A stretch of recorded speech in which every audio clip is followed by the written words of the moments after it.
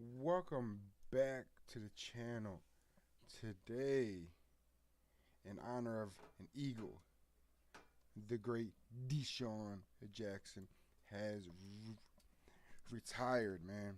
He was a hell of a player, a fast, electric type of a player. If the the ball is in his hands, he is going to make a play. So let's hear his retirement speech. Boom. Man, where do I start, man?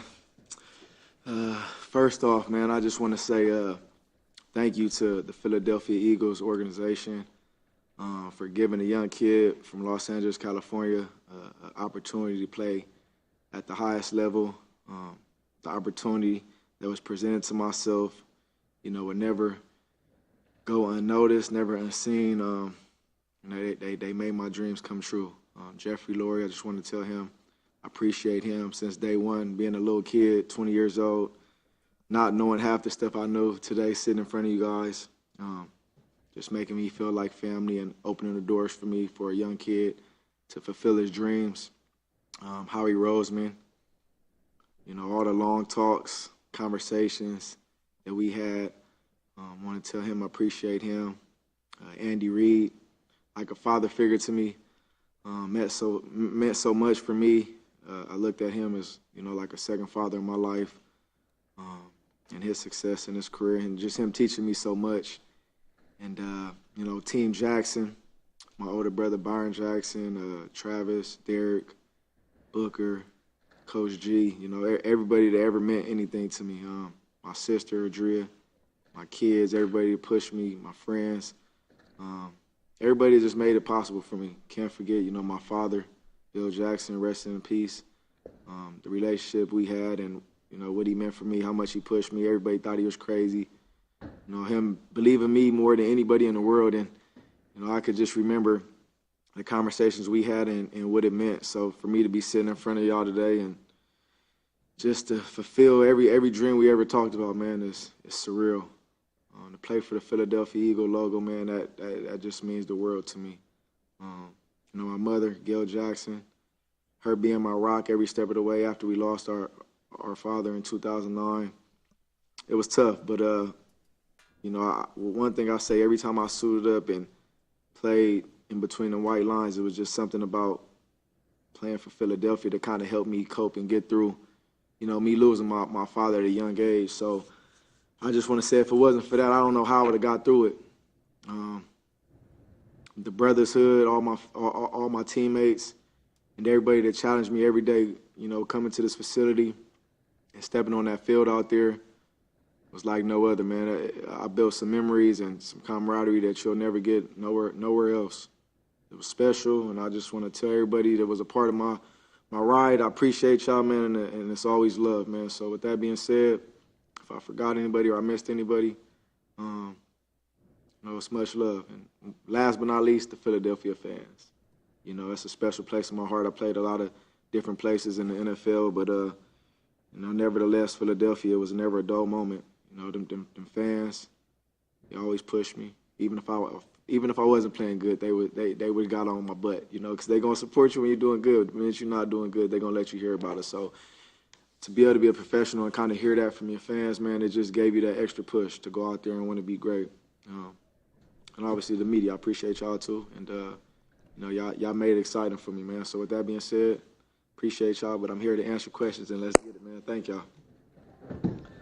Desaen, how did Andy gain your trust in? What if I told you that you can use motion array to improve your videos fast? For example, you can create. When you were a rookie?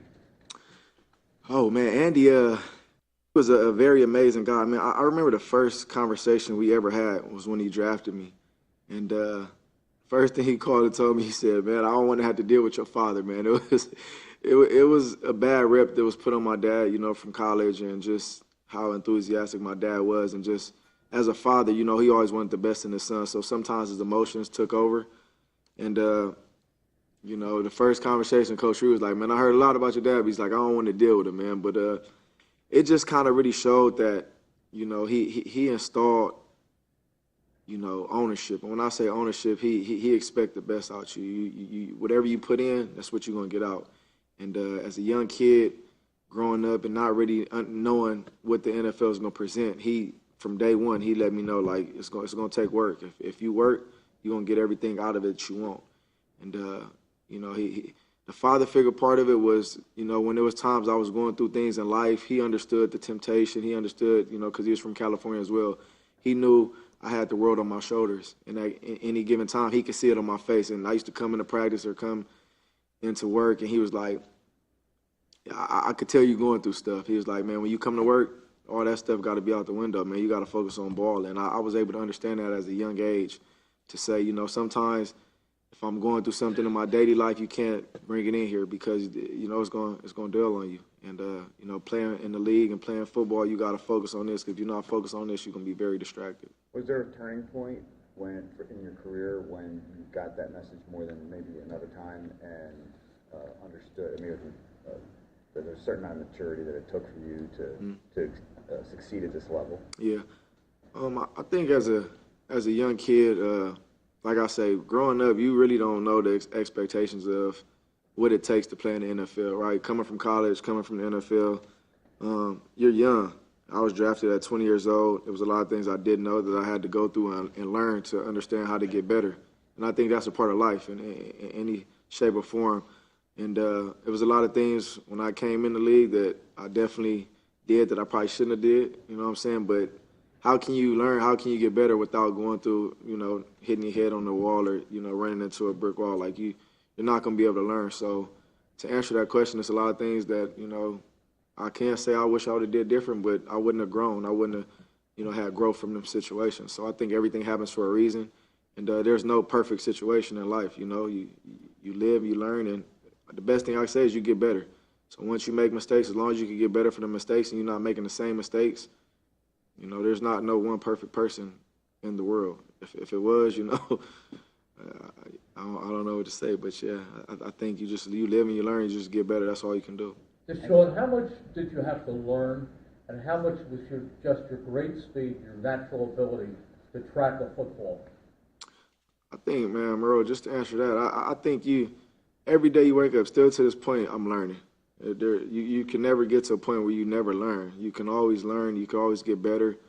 For me, since day one, I always came in. I was undersized. I was always the smallest since I've been in Pop Warner. And for me, that gave me an extra edge. That gave me an extra confidence being, you know, raised in Los Angeles, the things I saw growing up. A lot of stuff wasn't promised in my life. My parents didn't come from money. You know, they all worked. They struggled to put, you know, food on the table. So for me, having the mentality from my father to say, like, look, man, we know the odds, and they're not going to change. It wasn't like I was going to wake up and grow and to be 6'5". So with that being said, I had to work extra hard. And a lot of work that I did put in, a lot of people really didn't know, because I didn't broadcast that. You know, with Team Jackson, we always had a plan, and we always pursued that plan. A lot of people didn't believe in it, but that didn't mean I was going to stop working. I just got in the gym. I stayed on the field. I stayed with my track coach, and I knew, like, I'm going to be small, but if I can stay fast throughout all these years, I can prolong my career. So for me, I wasn't the biggest in the weight room. I didn't really lift weights. Like, you can ask teammates to play with me. Like, when it was time to go in the weight room, I used to lift here and there, and I used to be one of the first ones out the weight room. But at the end of the day, when it came to running and speed, I would stay on the track, and I stayed fast. So that was how I was able to stay, you know, in the league for that long, to be able to stay fast. Your child needs these three. Skip the commercials. You gave us a lot of exciting moments, both here and other places. Mm-hmm. What is your favorite play as an Eagle, and specifically, what do you remember about it? Man, I got so many. Where do I start? Favorite play, man. I have multiple favorite plays. Honestly, I mean, in particular, one play was the punt return in 2010. I think that goes down in my book as one of the greatest plays ever. To be able to be in that game, man, I can remember going to halftime and, you know, everybody's like, man, this game is over. I think it was like 31-10, 31-3. It was something crazy at halftime, man. I remember going in the locker room, Michael Vick, me, LaShawn McCoy, Jeremy Macklin, like we all came in there. We was all hyped up, and you'd have thought we won the game at halftime.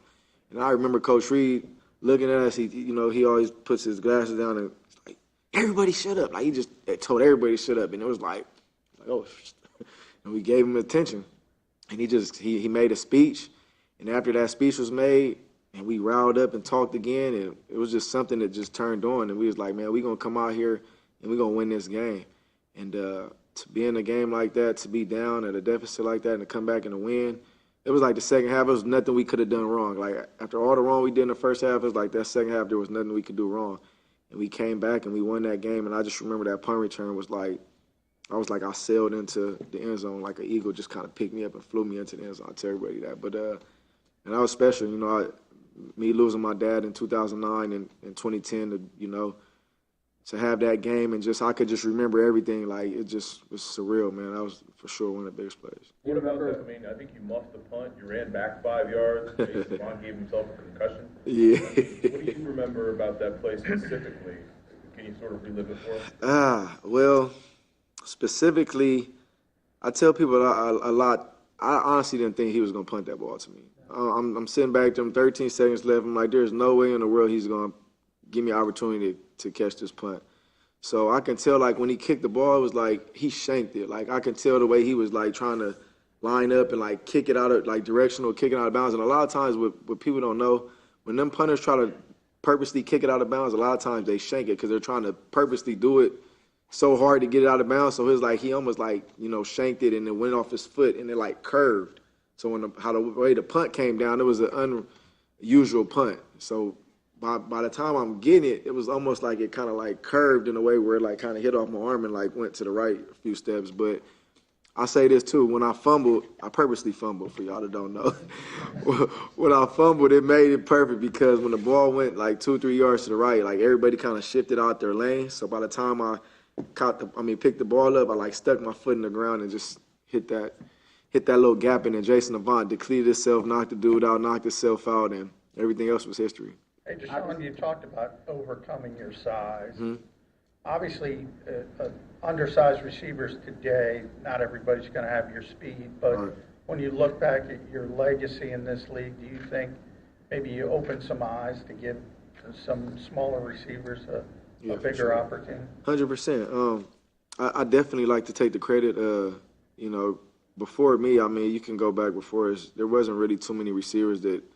You have some, Steve Smith, Marvin Harrison, Dante Hall back in the day, but I think I really changed the game as far as like a guy under 6 feet, less than 180 pounds, majority of my career, to really be able to play wide receiver and play punt return and play it at a high level. I don't think, like I said, before me, there's not too many guys that really did it at a high level. You have some punt returners, but to play receiver and, be a number one wide receiver in the league for that long of a time and to still be able to have the playmaking ability to play punt return or to, get reverses, to come out the backfield, to play in the slot, to do the deep threat. To be an overall wide receiver, I don't think it's really too many before me that did it at that level. So I think I definitely started a trend.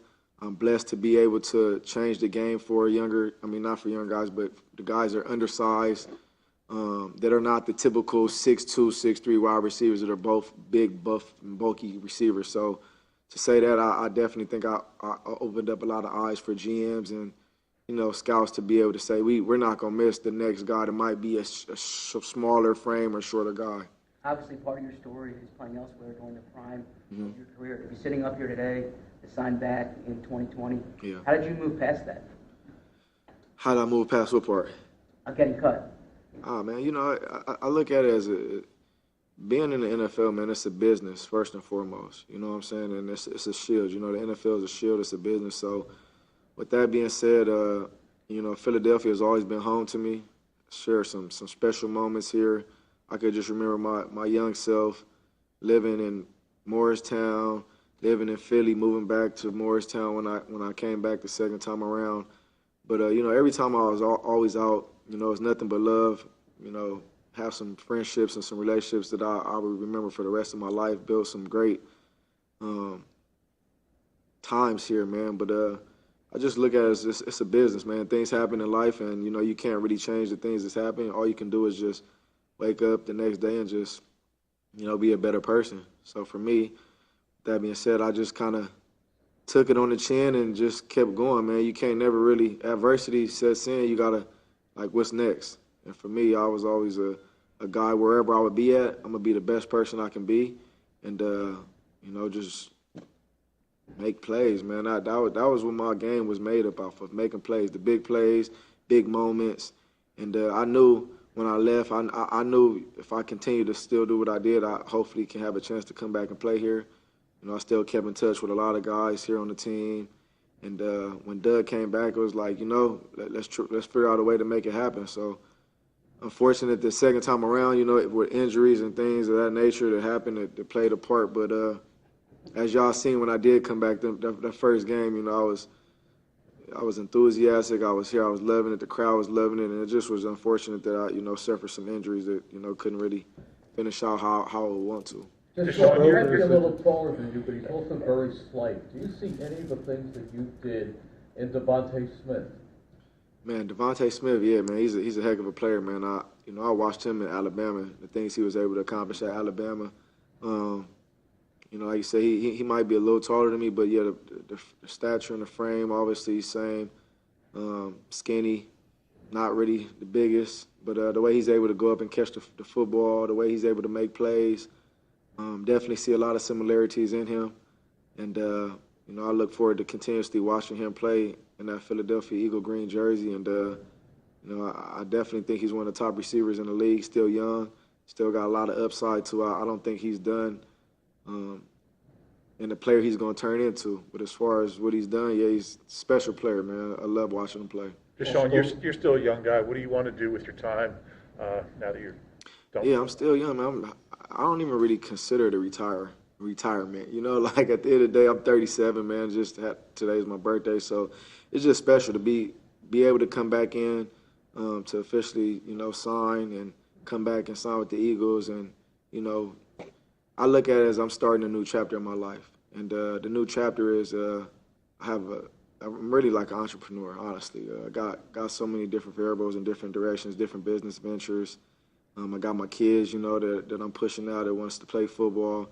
And, I got a documentary that's going to re-come out. I had a documentary before that we just, signed a deal with Amazon that's about to come out soon. So I think you guys are going to be seeing a lot more of me. I'm going to try to come to Philadelphia a lot more, too, and just be involved with the team, man, because I love what they're doing here. It's just a special place, man. This is like my second home. So for me, man, I think you're going to still see me. I'm very active on social media, and, I definitely want to be more active here in the community. So much stuff I can't even tell you all in one, man, but it's a lot of stuff I got going on, man. Just stay tuned. Desaen, there's a lot of players that when they retire from the NFL, that have a tough time transitioning to not getting the thrill of playing and the competitiveness. And have you thought much about that? And obviously, you do have your hand in a lot of enterprises. Yeah. Do you think that'll be enough to satisfy that?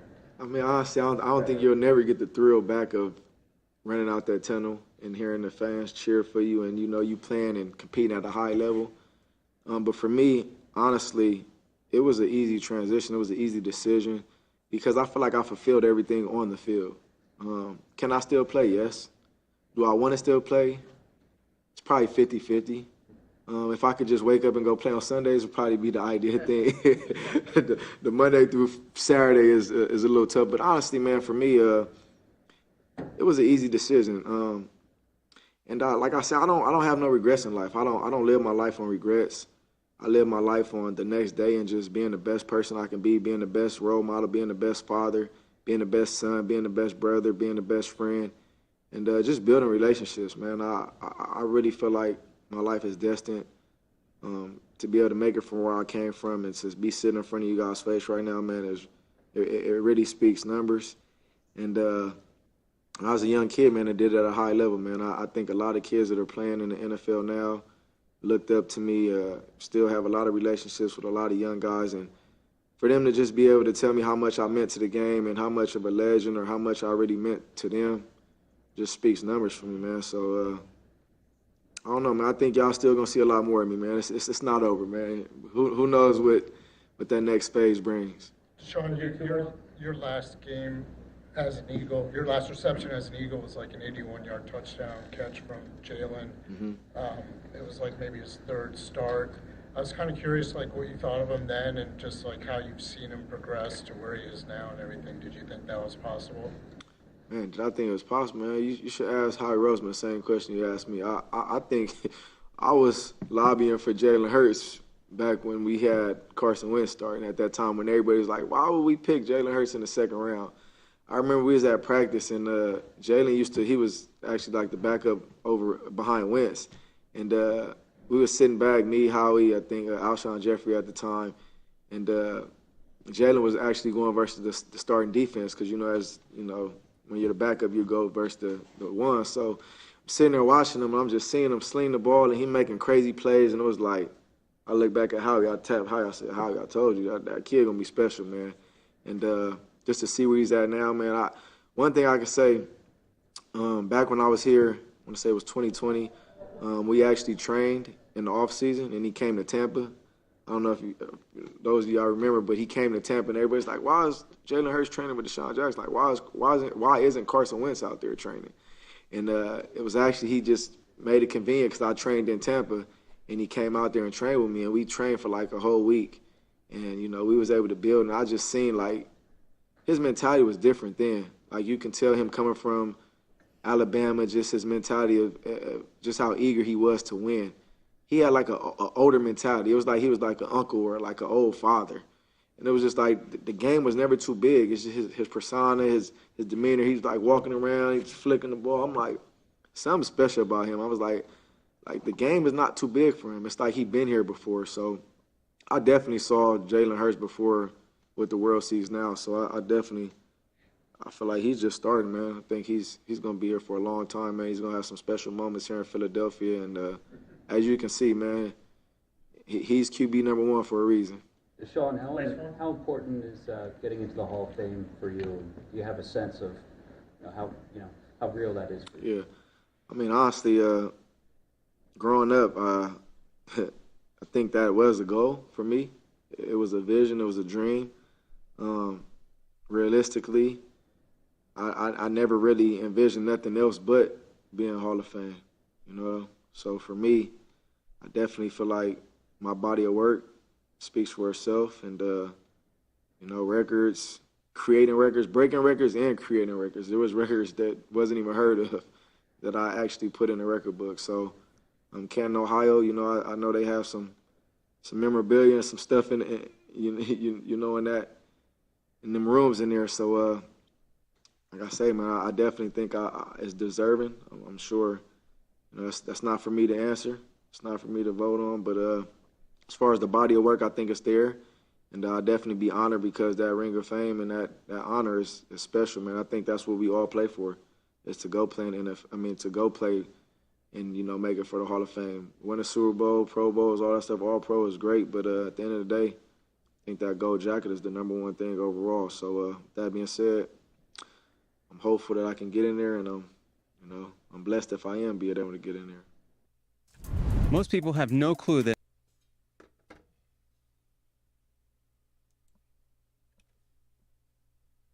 I think the Eagles win, Skip. I think they win this. That was Desaen Jackson. 81-yard touchdown catch from Jalen. Hall of Famer. He played 12 years, I believe. I believe he is the only player to be honored for a Pro Bowl as a punt returner and a receiver. So he, I think he had almost 11,000 yards. I think.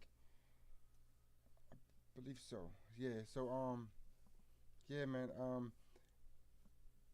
I'm about to post a top 10 big plays by him. So you tune in. follow, hit the like, sub, and